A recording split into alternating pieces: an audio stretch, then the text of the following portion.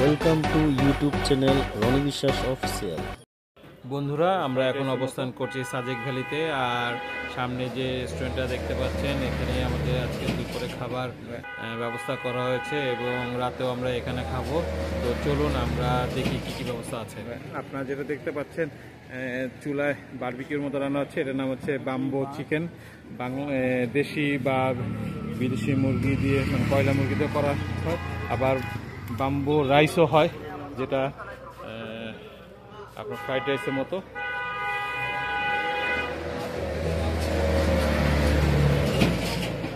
এই হোটেলে খাওয়া দাওয়া করবো।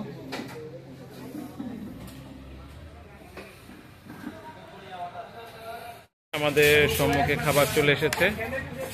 আর আমাদের আজকে মেনু হচ্ছে ভাত, ভর্তা, ডাল, একটা কারি, আর সেই সঙ্গে ব্যাম্বো চিকেন। যদিও ব্যাম্বো চিকেনটা এখন পর্যন্ত এসে পৌঁছায় নাই। তো আমাদের সিদ্দিক ভাই, প্রাণের সিদ্দিক ভাই, উনি নিজ হাতে খাবার পেরে দিচ্ছে।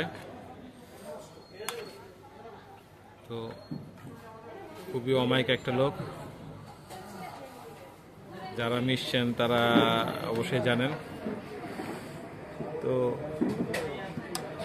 বাম্বো চিকেনটা আসলে আমরা শুরু করব, তার আগেই আমরা শুরু করে দিলাম, খালি শুধু সেটার অপেক্ষা। ইতিমধ্যে আমাদের ব্যাম্বো চিকেনটা চলে আসছে, যেটা এরকম দেখতে। আর সাথে হচ্ছিল ডাল এবং রাইস রোল, ভাত, একটা কারি, আর কী কী রয়েছে বোঝা যাচ্ছে না। তবে যেটাই হোক, আজকে আমাদের খাবার আইটেম হচ্ছে এই। তো সৃষ্টিকর্তার নাম স্মরণ করে খাওয়াটা তবে শুরুই করি।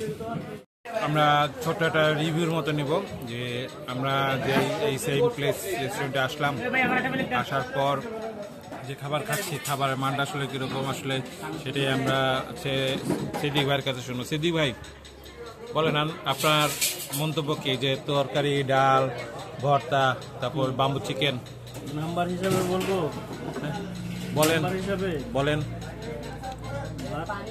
ঠিক আছে, সবজি 10-এর মধ্যে 3, ডাল 10-এ 7 পাইতে পারে। আর বাম্বু চিকেন যেটা, এটা আসলে 10-এ 4 দিলেও কষ্ট হয়ে যায়।